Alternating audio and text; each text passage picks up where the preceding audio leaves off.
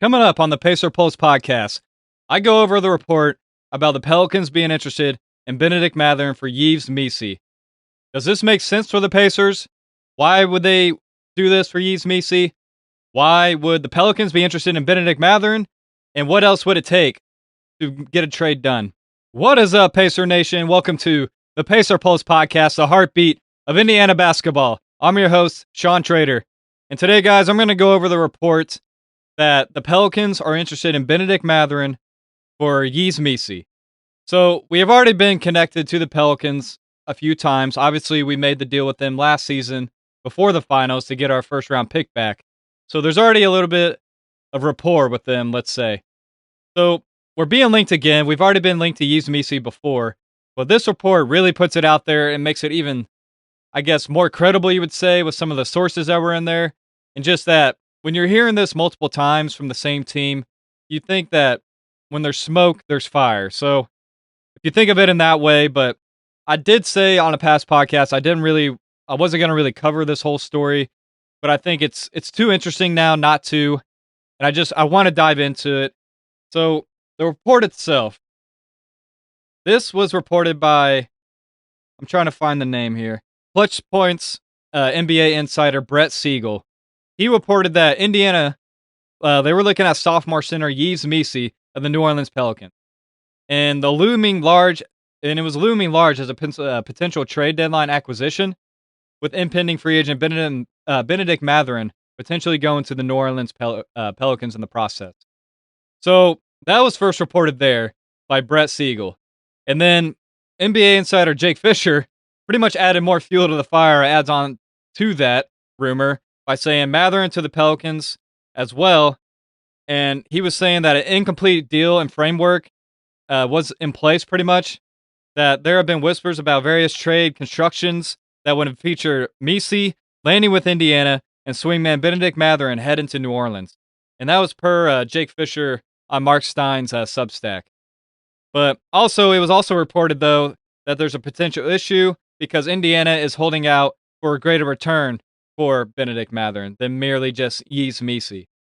So a lot of there was kind of said, right? So if we break it down, two different reports saying how the Pelicans are obviously interested in Bennedict Mathurin. I don't think that means necessarily that, hey, the Pacers are like, hey, what do you think about Mathurin for Yves Missi?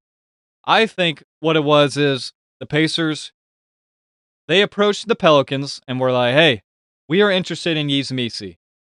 Maybe they made some sort of offer, and maybe the Pelicans were like, we are interested in Bennedict Mathurin. We would like Mathurin. So I don't think, when you hear this, I don't think you need to think of it as like this, Pacer Nation, that the Pacers was like, oh, we want to trade Mathurin for Yves Missi. I don't think that was even the case. And this is just pure speculation on my part. I have no idea, of course. I'm not an insider like that. But I do think that we expressed interest in Yves Missi, as we've already been reported to have that interest several times already. And I've covered it on past podcasts where I talked about how the Pelicans have made Yves Missi available. And I covered like how he can impact the team, how his fit would be. So if you haven't heard that one, go check it out. I highly encourage it. It was a good episode, I thought. But just kind of breaking down Yves Missi's game and how he could fit. But I don't think it just necessarily means we were actively just trying to trade Mathurin to the Pelicans in that way. I think they approached it as, we want Bennedict Mathurin, and then the Pacers, the holdup, obviously, like I said here in this article, is, oh, well, if you want Mathurin, maybe we're open to discussion, but we got to get more in this deal. Like, we're not just going to trade Bennedict Mathurin for Yves Missi. Plus, their salaries don't even match up. Mathurin's at like $9 million a year. Yves Missi's at like $3 million a year. So even just contract-wise, it's not going to match up in that way. So there would have to be more involved, but I do think that I know a lot of fans have probably seen it and wanted and made a fuss about it, and rightfully so, because it's like, why would we make that kind of trade? So I was trying to see, like, how serious does this sound? And just going off of those two sources, I think you could kind of pretty much say that there's probably a little bit of smoke to this, I would say. I think that when you've heard it like so many times that we've been interested in Missi, I really have no doubts at all that the Pelicans are interested in Bennedict Mathurin. I mean, I think it makes a lot of sense that they would be. I know that I guess it doesn't make sense in the sense they have so many wings, but I could see why this is like a serious report, I would say. And Jake Fisher is pretty well known as well. So I just think that I do think there is some validity to this report. Now, like I said, do I think that the Pacers were just like actively trying to trade Mathurin for Yves Missi? I don't believe that. I think that was like the counter. And then the Pacers were like, well, maybe we'll listen, but we need a lot more in return. So that's kind of like, that's where I think it kind of has started from. And maybe there's a lot of posturing now about what else is going to be included if that's the case. But obviously, we've had this connection with the Pelicans already, with trading with them to get our first round pick back from last year during the finals. So you could see where maybe they already have like a little bit of a working relationship, right? So it makes sense that we did go back to them. That's why I do think a lot of this article has a little bit of smoke to it and makes some sense, even if I think, and most of Pacer Nation would agree, that that is not the right amount of value back for Mathurin, just Missi straight up. So I also wanted to dive into, though, why would the Pacers consider this? And I think we all know for the fact that obviously Indiana has been looking for a starting center. So it's pretty much up for debate if you would consider Yves Missi a starting center, right? I like his potential. I do. He was second team all rookie last year. I think he had a lot of hype, I would say. Maybe not like a ton of hype, but he had some hype going into this season before the Derick acquisition and all that, where I think you would have expected some big things for Yves Missi, or at least like that continued development. And you would expect some excitement, I think, in New Orleans before the Derick draft pick. So I understand the appeal of Yves Missi. He, like I've covered before, he's an super athletic big. He's 6'11", 240 or so. He's got plenty of size. He's going to be able to body up down low, but he's also athletic enough to where I think he can guard out in space too, which is something that we desperately need as well. I think that's why a lot of our small ball lineups work, in a sense, is that we just have so much foot speed out there too. Guys that can kind of switch and guard multiple positions in that way. I'm not saying Yves Missi can, but I think he can like hold up his own on the perimeter pretty well for a center. He's got decent footwork, I would say, in that regard. He can get out and run. Obviously, he's a lob threat. I mean, I think that's his biggest thing right now in the NBA is he's just a good play finisher. So I think that he obviously has a lot of areas to grow in, right? He's not a self-creator. He may have some lapses here and there defensively. I do think he's shown a lot of upside with his shot blocking, his ability to kind of do a little bit off the dribble, work in the post some. He's shown flashes of that. I've done like some deep dives into his, what do you want to call it, mixtapes, I guess, on YouTube. And I even saw a highlight where he played for Cameroon in like the African, I don't know what it was, some sort of African World Cup or maybe just a World Cup in general. I don't know what it was. But he hit a corner three in that game that he played for them. So obviously we're not expecting him to come in and hit threes, but the fact that he hit one in a game, even if he hasn't in the NBA, I thought that was like kind of shocking to see, and like, oh, like maybe it is something he can develop. And maybe the Pacers see that too. Maybe they see he's a guy that has a lot of upside, but also it's not a huge investment, right? He's only making $3 million per year.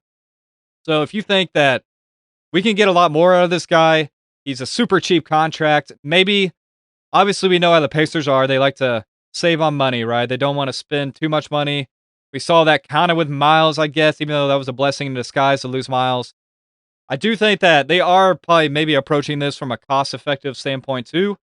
And maybe they still view it as like a center by committee approach where they don't think that we necessarily need to trade for a huge name. And I'm just speculating all this based off what we have information-wise so far. I know we've been connected to a lot of different centers, but this seems like the one we've really been connected to the most is Missi, and who might even be the most available, to be honest. So I could see where a lot of that makes sense, where, like I said, he's able to switch out on perimeter. He can defend the rim. I think he has more potential to be a better shot blocker than he already is, even though he's averaging like a block a game already. And I've went over his advanced on-off numbers on the last pod, so check that out. But he's been hugely positive on the offensive end and defensive end for Pelicans this year. Probably like one of their most impactful players. So I know the Pacers are looking at that too, right? They're checking all the numbers. They do their research on these guys, so they understandably have a reason why they have belief in Yves Missi. And I would say I do too, but I also wonder if he's the right fit in terms of just if we're trying to win, let's say next year, is Yves Missi going to be able to do that for you? And I think that's a question that every Pacer fan should have, right? I think that it's obviously questionable. He'll be going into next season. He'll be in his third NBA season. He'll be like 22. And I actually heard too that he hadn't started playing like basketball until he was 15 years old. So he's almost kind of like a Siakam-esque type guy in that sense, where he's a kind of a late bloomer. Maybe his game continues to get better and better as the seasons go on, and he can learn a lot from Siakam. And maybe he doesn't have too much mileage on his body, where he's not going to have too much wear and tear. There's a lot of things that you can maybe convince yourself on if you're the Pacers, and rightfully so. But I do think for fair value, I don't blame him for being interested in Missi at all. I like his potential too. It's just you have to determine where you think his ceiling is, and if he's actually that piece that's going to put you over the hump. Let's say if you're trying to get back in the title mix as soon as next year, is Yves Missi that answer? That's something the Pelican or the Pacers are going to have to figure out. Do I believe that? No, I don't think he's the answer right away, but I still wouldn't mind trading for him depending on what we give up. But then obviously there's questions about Mathurin's fit with this team. So let's say that part of the rumors, if it was true, why would this make sense for the Pacers? And maybe it's just that they don't want to pay Bennedict Mathurin 20 plus million per year because they see it as he might come off the bench or he might not be a starter. And obviously, I believe Mathurin's a starter in this league. I'm a big Mathurin supporter and fan, so I think he's a starter. So I don't blame him for thinking that about himself, too. So maybe there's even a misalignment between him and the front office. And this happens, right, in the NBA, where he's like, hey, my goals in the NBA is to be a starter at some point. And even just for like his own, I don't want to say own benefit, for his own sake, he should want that. He should want a chance of that opportunity. And if he doesn't see that in Indiana, or for Indiana's like, well, we don't know if we're going to give that to you because they think Neesmith's better, they want to play him over Mathurin, or with the draft pick coming in, depending on what that is, if they think that's going to influence his position with the team as well. You could see where those are arguments to be made as to why they would be interested in trading Mathurin if that part of the report is true. Not saying it is or isn't, but then we also have other guys like Furphy that are going to want playing time, who's at the small forward to like power forward position. I mean, I know Mathurin's more of a shooting guard, I think personally, than like a small forward, but he kind of bounces between those two, right? So maybe they think there's some overlap and they need to consolidate. I could see why they would do that. I guess I could see why they would consider that, right? So looking at it from that aspect too, and just whatever like Missi brings to the team that we lack, right? Where we don't have that rim runner, we don't have a big that can defend in space, we don't have a big that's gonna finish lobs consistently, or just be a consistent force out there, be a paint protector, be somebody that can really crash offensive glass too, because Yves Missi is extremely good at that as well. He had one game where he had like 9 offensive rebounds alone. So just trying to highlight a game recently that he had where he did that, and he just had a big game against the Spurs just last night, yeah, where he had like 10 points, 14 rebounds off the bench, was hyperactive on the defensive end. So you see those type of games, and that's with Wembanyama playing, guys. And Wembanyama didn't have a great game. I mean, not what you normally see, at least. So not saying that was all Yves Missi, but you do see like what the absolute ceiling could be for a player like him. So you could see why the Pacers were enticed or are enticed. But he really just does. He gives you a true rim deterrence, athleticism that we haven't really ever had at the center position, and ever since Miles has been here. I mean, I know Isaiah Jackson, but he's too small. He's like 6'9". Yves Missi 6'11", 240, 250. I mean, it's not really comparable. And just you can see the vision with that, right? So all those I think make a lot of sense. Do I believe we should trade Mathurin? No, but I understand why they could possibly entertain that idea. But then I do want to dive into like why would the Pelicans do this? So if you look at the Pelicans, like why, I understand why maybe they would want to trade Yves Missi, even though I would not trade him if I was their team. But they did sign Kevon Looney. They got a new front office. So maybe they're just like, hey, we want to bring our own guys in, put our own stamp on this team. You see that a lot in the NBA when new GMs come aboard. They want to put their own stamp on the team, even if it's like doesn't make sense to get rid of some guys. So that's kind of just trying to make any sense of why they would want to get rid of Missi. maybe maximize his value and just really dive all in on this Derick Queen thing because obviously they need to make that justification of a trade be worth it. So maybe that's their thinking on that front. But then, like, why would they covet Ben Mathurin? So that part confuses me in the sense because they have Herb Jones on the wing, they have Jordan Poole on the wing, they have obviously they have Trey Murphy on the wing, they have Sadiq Bey. That's almost one of their most loaded positions, right? Where it just seems like they have Jordan Hawkins even who doesn't even play. So it's kind of like surprising that they would be interested in Bennedict Mathurin. And I get it because he's a very talented player, and I'm sure maybe like with me, where you see like just how good Mathurin can be whenever he's at his full strength and like still developing, of course. He's only 23 or so. I see why they're interested, but then considering their current roster construction, it doesn't make much sense. So I was thinking, well, maybe they're going to be looking to trade, let's say, a Herb Jones, or maybe they do end up trading Trey Murphy. And maybe they already know that. And maybe that's why they're interested in Mathurin. They're like, well, we can slot him in, kind of help.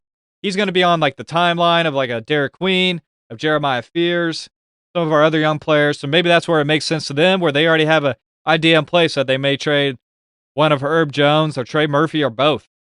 So that's maybe like with my thinking as to why the Pelicans would do that.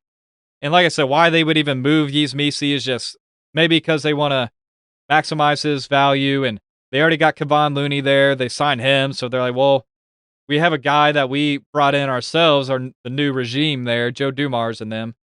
So maybe that's what they're thinking. Like I said, I can't even really come up with an explanation, guys, because it doesn't make much sense to me as to why they would move Missi. And I'm not trying to say he's like some blue chip, just young prospect. I do think he's got a lot of potential. It's just, to me, it's just when you have young guys like that, you're a young team. You think you want to keep most of that right together and just see how they develop. And that's why like I want to keep Mathurin too, but that's why I was just trying to consider all the arguments to be had for why we would trade him. But is this the right move? That's what I want to kind of dive into. Is this the right move for the Pacers? I don't think it is, obviously, if it's just Mathurin and Yves Missi. Obviously, that's not enough. Even if it's like Mathurin for Yves Missi and Jordan Hawkins, that's clearly not enough, guys. We gotta value this guy a little more. I get like some fans may like despise Mathurin and not like him, but this guy did drop 27 points off the bench in 20 minutes in Game 3 of the Finals. The youngest player to ever do that, by the way. And then he did have that huge game in Game 7 in the NBA Finals. It's just, he's obviously been a piece that's been very crucial to our team's success, and I know a lot of people don't want to say that, but we made the Finals clearly with him on the team. So if you took him off the team, we wouldn't have even made as far as we did in the Finals with him, or without him, excuse me. So that's going to be my argument for that. But like, would this be the right move? I don't think so, guys. I don't think, unless we were able to get some draft compensation in return. Like, let's say we get a first-round pick, Yves Missi. They send us somebody else, like a Sadiq Bey or something like that. So I did work the trade machine earlier. Obviously, Sadiq Bey and Yves Missi works salary-wise. Sadiq Bey is making like $6 million per year. Pretty cheap deal, and he's capable of providing some offense off the bench. He's like a 6'7" wing, so maybe you convince yourself that like, oh, like he can kind of provide some scoring punch off the bench, and then Yves Missi gives us a center that we could try to develop. Is that like the best package you could expect for a Mathurin? No, I mean, I think every Pacer fan would be pretty underwhelmed, but also I think you have to consider how many teams are going to line up for a guy that's going to be restricted free agent, have the cap space to sign him, even though they have their bird right. They'll have his bird rights, so obviously that makes a difference. So that's why you would probably see a trade. But I just think that I don't think it'd be the right move unless we got just blown away with an offer. If we got Yves Missi, a first-round pick, Sadiq Bey, maybe I could stomach that a little more, at least getting a first-round pick out of it, guys. Let me know what you think in the comments on YouTube. What do you think about that? Would you be fine with like a Yves Missi, a future first from the Pelicans, and then like a Sadiq Bey? Would you think that's a good package for Mathurin? Is that enough? Just let me know what you think in the comments on YouTube. I'm just curious what you think, but I don't know if it is. But then I did try doing another trade to kind of help expand on that, where I did a trade of Bennedict Mathurin and Isaiah Jackson, so we get off his contract too. and we trade for Yves Missi and Herb Jones. And I'm not even sure the Pelicans would do that, of course, because it's been reported in the past that they wanted like 2 first-round picks for Herb Jones. So, I mean, and there's other desperate teams out there that are desperate for wing defenders, like the Lakers, who could potentially trade their pick, but we don't even know if that's going to have value now as much, too. So maybe the Pelicans don't value that pick. But there could be other teams that could offer more than that. So it's just, I don't know if they would do that on that end, but I just don't, unless it's something like that, guys. At least if like we did make this trade, it would give us a center that we could develop that is going to be a rim runner, that's going to be someone that can protect the paint, rebound the ball, get out in transition, be able to switch on the perimeter and defend multiple positions, I would say. So those are going to be the pros that you get out of this, right? So that's what the pros would be. So then the cons, of course, you're selling on Mathurin early because you just don't want to pay him money and you don't want to go into the tax. So obviously, we've seen the Pacers be cheap pretty much their entire existence as a team. And we saw that a little bit this past offseason when we didn't want to pay Turner to a certain extent, which I think rightfully so. But we didn't want to pay him to a certain extent. And I think that it's going to really come back to bite us at some point when we don't keep some of this talent that we have that you have that's kind of like homegrown and see it out, so play it through. I get that we have a lot of guys, but look at the Thunder. I mean, I know they've just been able to do it so far, but they've kept all these young guys that they've worked on and developed and kept in their system, and look how well it's done for them. And even just going off of last year, guys, we literally just made the finals with Mather and all these guys on the team, and just imagine them getting more experience and better. I know they're so worried about ducking the tax, but I think there's a way where you could do that where you trade for Yves Missi if you think he's the answer, and you still keep Mather and re-sign him. You got Yves Missi on like a $3 million per year deal for the rest of his rookie contract. So maybe they're trying to cut costs in that way. Maybe that's their vision. Maybe they do want to re-sign Mathurin. And I just don't know what their thinking would be.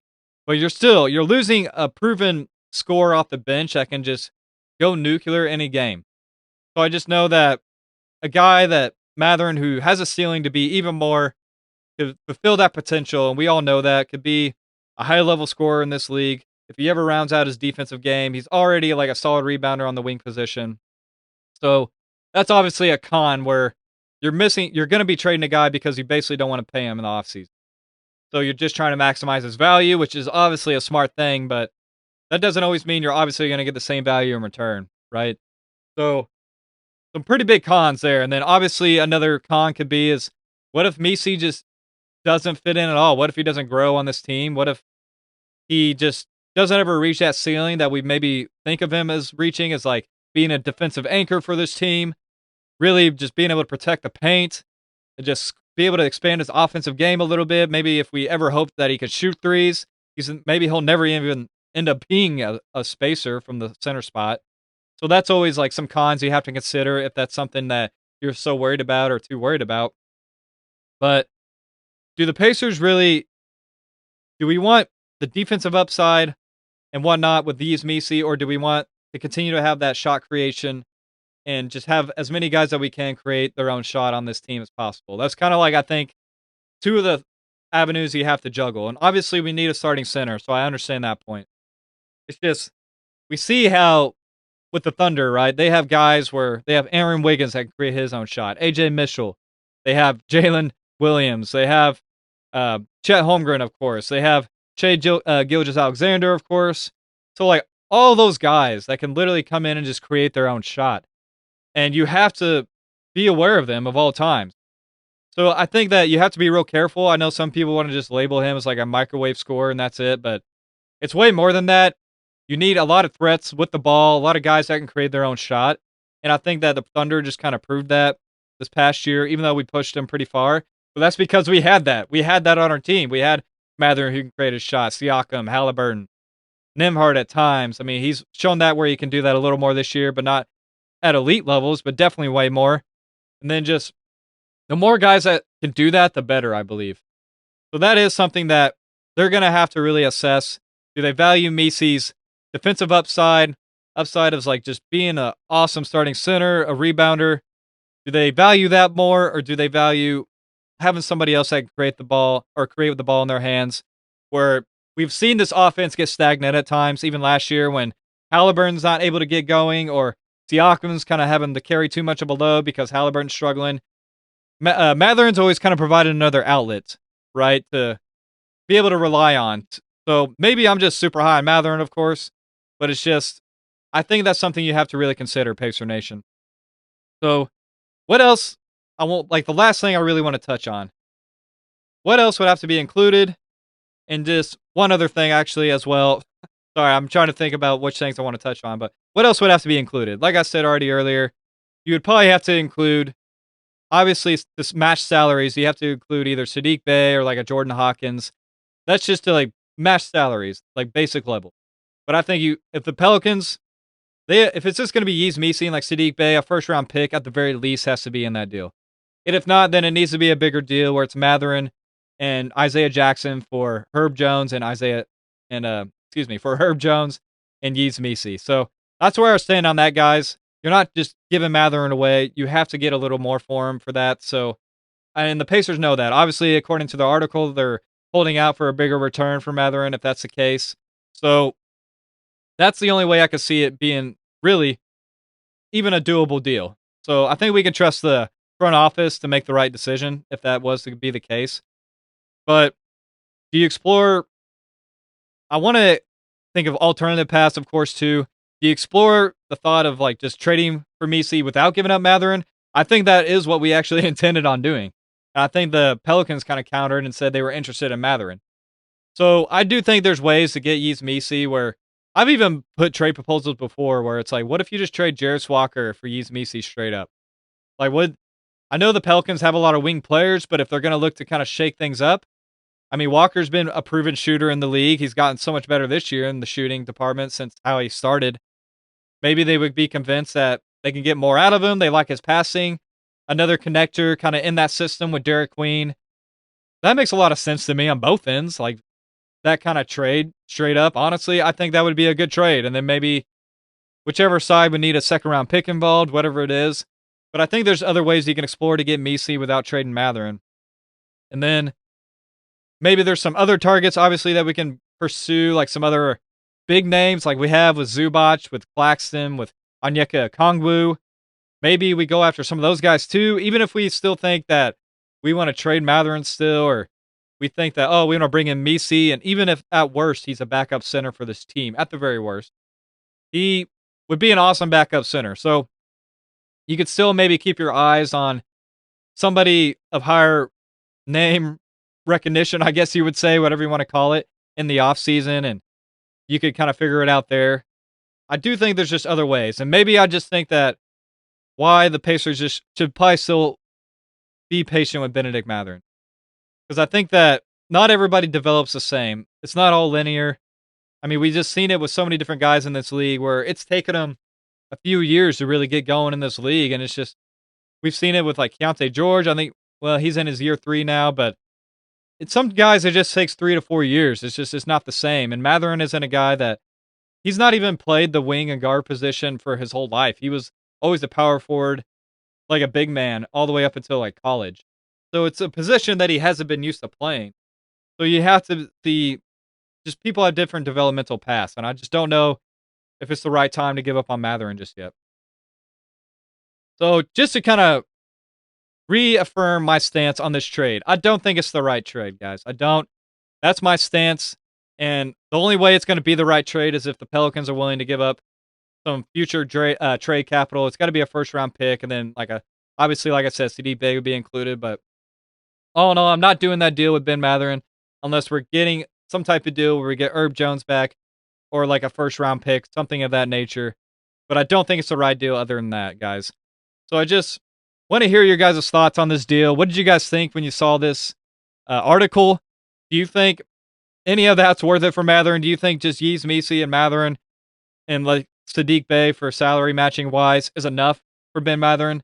Even if you're the biggest Mathurin hater or if you're the biggest Mathurin supporter, whatever it is, I want to hear your guys' opinion. So please leave a comment on YouTube. Let me know what you think. And always please leave a like, comment, subscribe. It really helps the channel grow on there as well. And then if you guys could listen on Apple Podcasts, Spotify as well, and please just give a 5-star review. I'd really appreciate it. And then I'm actually trying to announce now, that I am on X officially. So you can find me at Pacers Pulse Pod on X, and I'm gonna be just posting during the game live, just talking about what I see, highlighting some things that I see throughout the game, and then trying to figure out some other ways where I can bring some more Pacer content using that platform. But I did want to announce that you can find me on X now as well. And I just want to, first of all, just or at first of all, after all or before all that, I just want to thank you guys because all this wouldn't have been possible without you guys. I'm just a fan that was started a podcast one day, to be honest, guys, who loves this team, who's a diehard fan, and I want to build a community where this is where all the diehard fans can go to really talk about this team, share their passion for this team, what their thoughts are, opinions are, and just really build on it and grow from there because this is nothing without Pacer Nation. So, and I'm just glad to be a part of it, guys. I love this team and love talking about this team with you guys. I've loved all the comments so far on YouTube that we've had on there as well, and it's always fun for me. So, I can't thank you enough, guys, and I will talk to you soon, Pacer.